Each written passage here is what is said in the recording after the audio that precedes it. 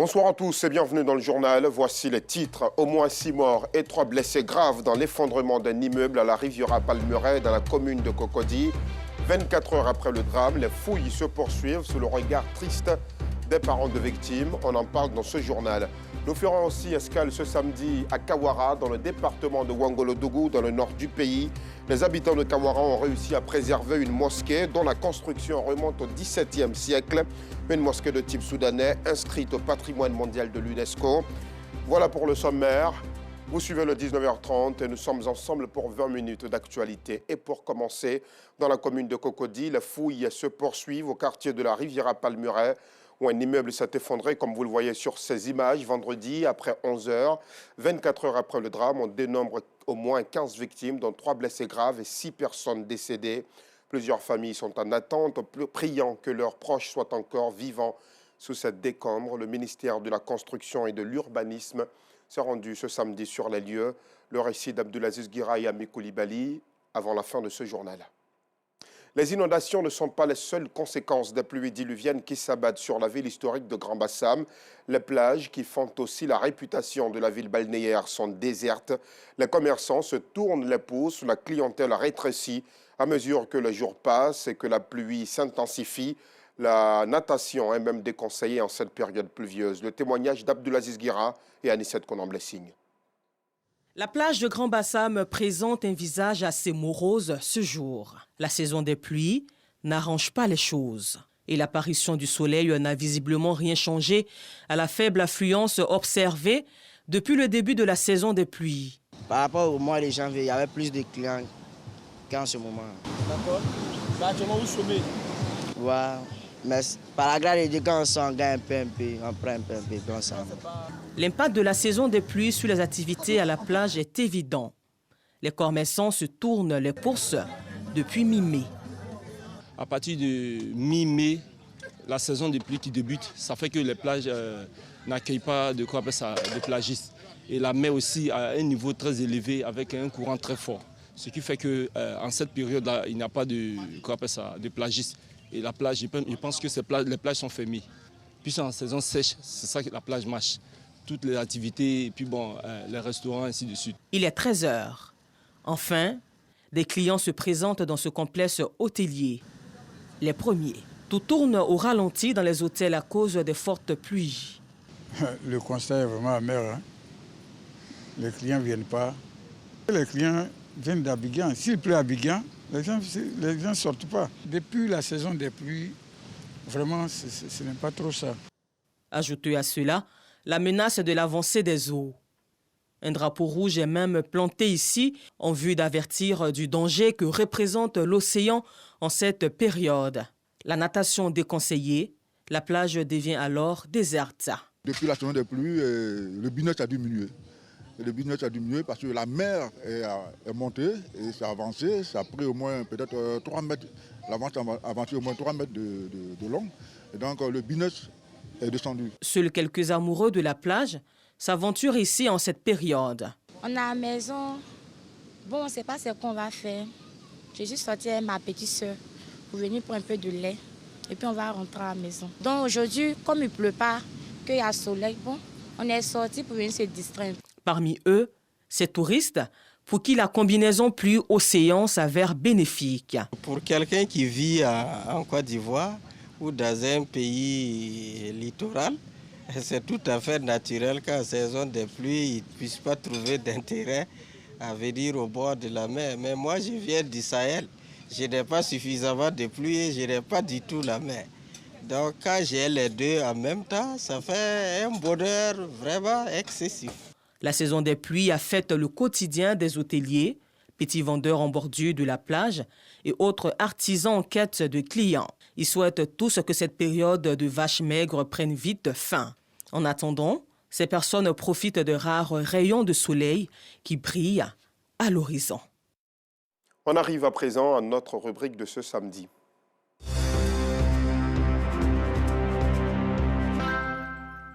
Elle fait partie des 8 mosquées de type soudanais inscrites au patrimoine mondial de l'UNESCO. La mosquée de Kawara, une sous-préfecture du département de Ouangolodougou dans le nord du pays, a été construite au XVIIe siècle. L'édifice bâti par Ouattara Bakouneri se distingue par son architecture de minarets et de contreforts en forme d'ogive, un lieu de culte absolument magnifique qui contribue à l'essor du tourisme dans la localité. Clément Boko. Situé à mi-chemin entre l'Al-Leraba, village frontalier au Burkina Faso, et Ouangolodougou, chef-lieu du département, Kawara. Dans ce village érigé en sous-préfecture, d'à peine 1 millier d'âmes, une bâtisse captive l'attention de tout visiteur. Une mosquée de type soudanais. Nous-mêmes, nos ancêtres nous ont dit qu'eux-mêmes, ils ont vu cette mosquée-là. Donc c'est une vieille mosquée et c'est un fils de Kawara qui l'a construite. Et comment? C'est de retour de la Mecque qu'il est venu avec cette pierre, avec les pierres qui ont servi de soubassement. L'implantation de la mosquée a permis à la population de se convertir à l'islam. Personne ne connaît la date exacte de la création de la mosquée. Mais selon plusieurs sources concordantes, elle aurait été construite au XVIIe siècle, soit un peu plus de 400 ans d'existence.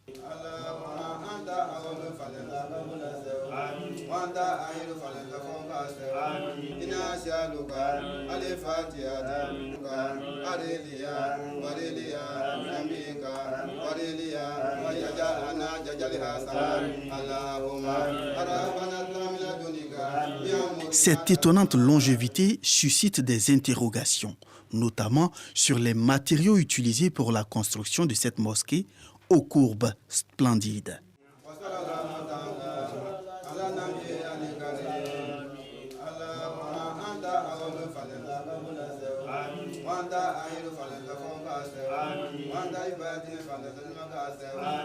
À l'intérieur, tout est finement ajusté, rien n'est fortuit. Exemple palpable, ce tronc d'arbre.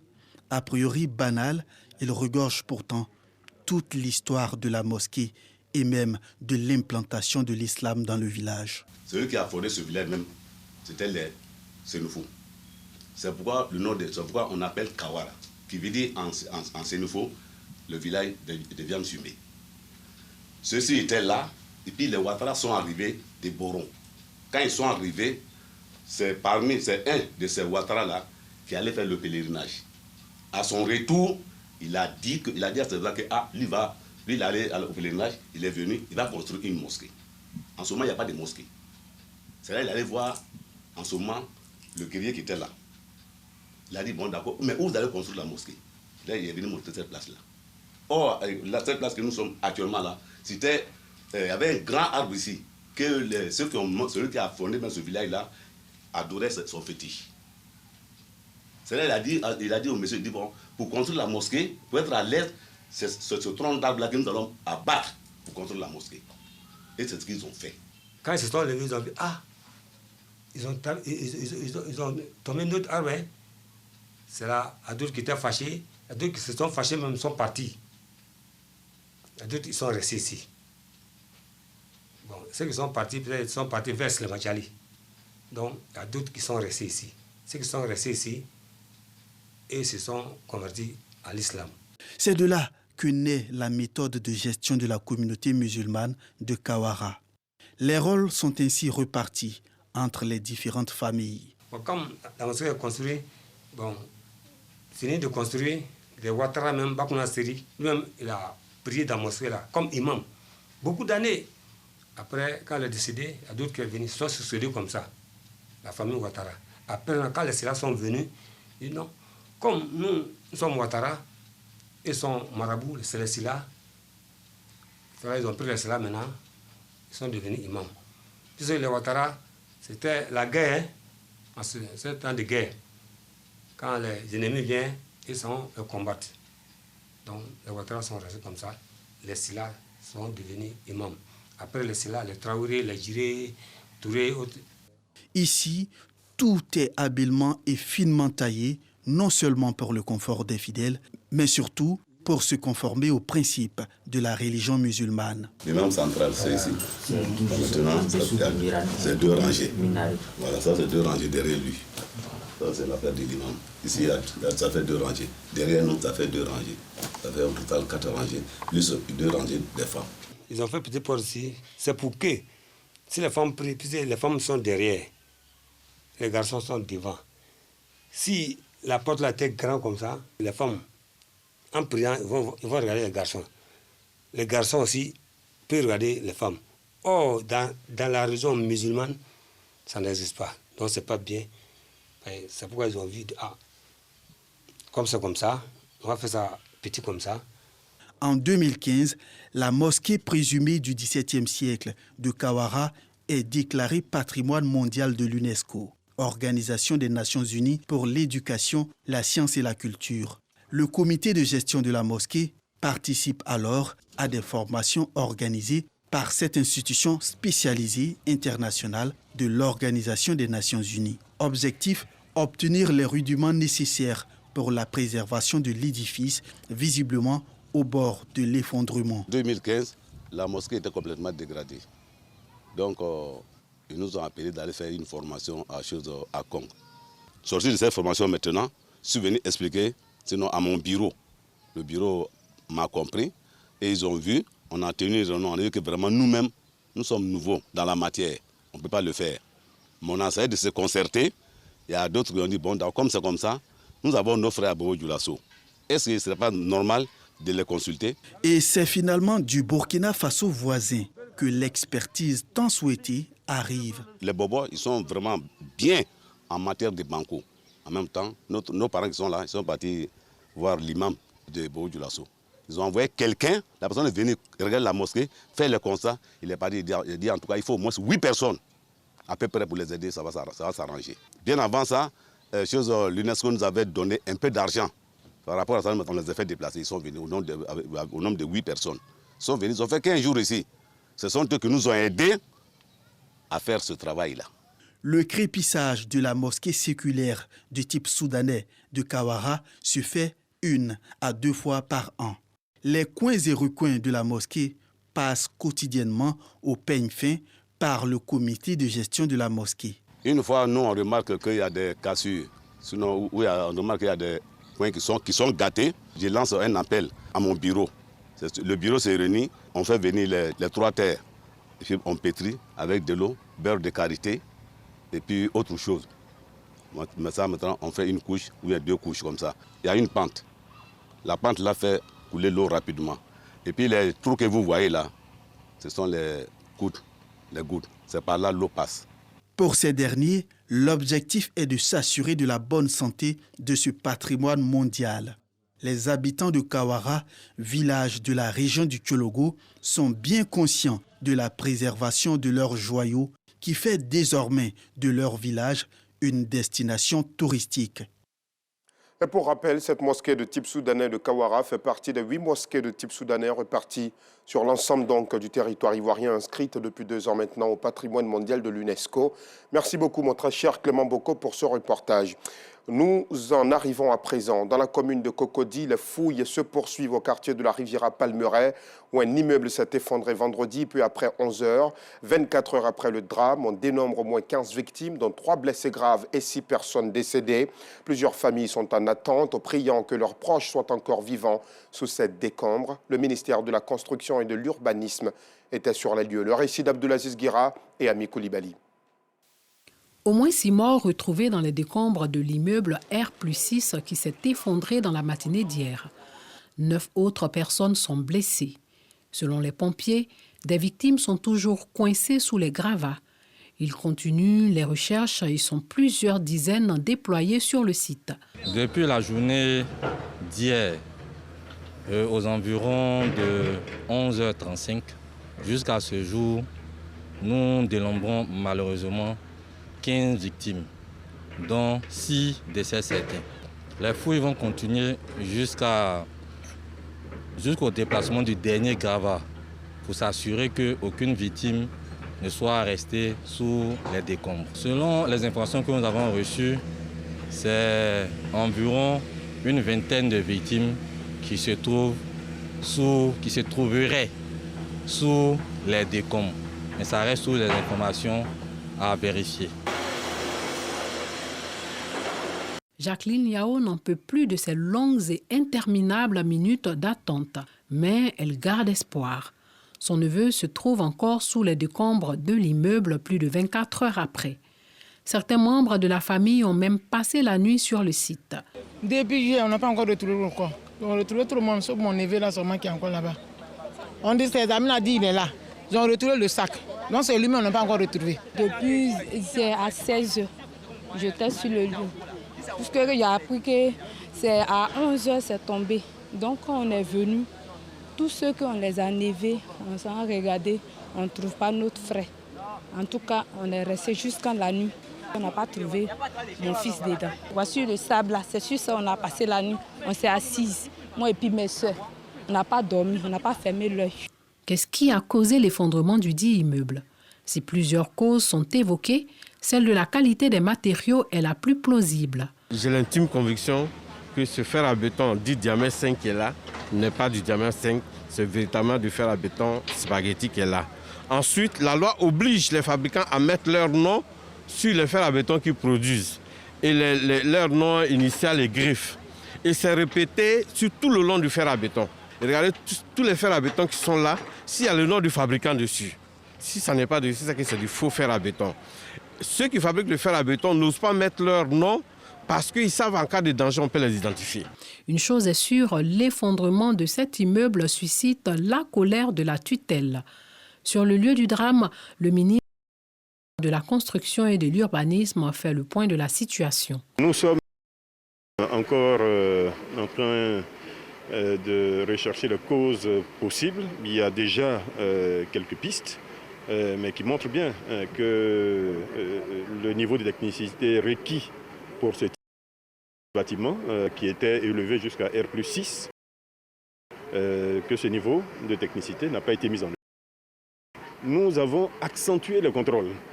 Nous sommes passés de 1000 et quelques contrôles en 2020 à aujourd'hui près de 15 000 contrôles par an. Et nous continuons d'accroître ce nombre de contrôles. Nous avons accru les sanctions, notamment les démolitions. Tout est mis en œuvre. Tout ce que le gouvernement pourrait faire en la matière, le gouvernement le fait. Mais le gouvernement ne peut pas être quotidiennement sur chaque chantier de construction pour superviser la mise en œuvre. En attendant que les responsabilités soient situées, plusieurs familles sont dans l'attente de voir leurs proches sortir vivants des décombres.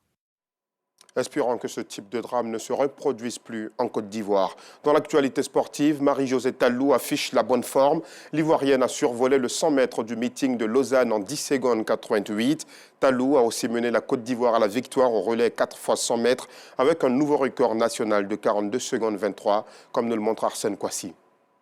Le drapeau ivoirien a flotté très haut dans le ciel de Lausanne ce vendredi 30 juin 2023 à l'étape 6 de la Ligue de Diamant. Les athlètes ivoiriennes se sont distinguées de la meilleure des manières. Marie-Josée Talou a dominé la finale du 100 mètres en 10 secondes 88 centièmes quand le relais 4 x 100 composé de Muriel Aouré, Talou, Kone Mabundu et Baï Jessica décrochait sa qualification pour les championnats du monde de Budapest en Hongrie en août prochain.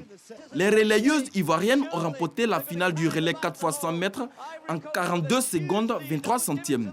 Elles battent ainsi le record national qui était de 43 secondes 28 centièmes réalisé en 2016 au Ghana par Talou, Gwenon Adeline, Kare Elodie Zike et Gaha Mireille Parfaite.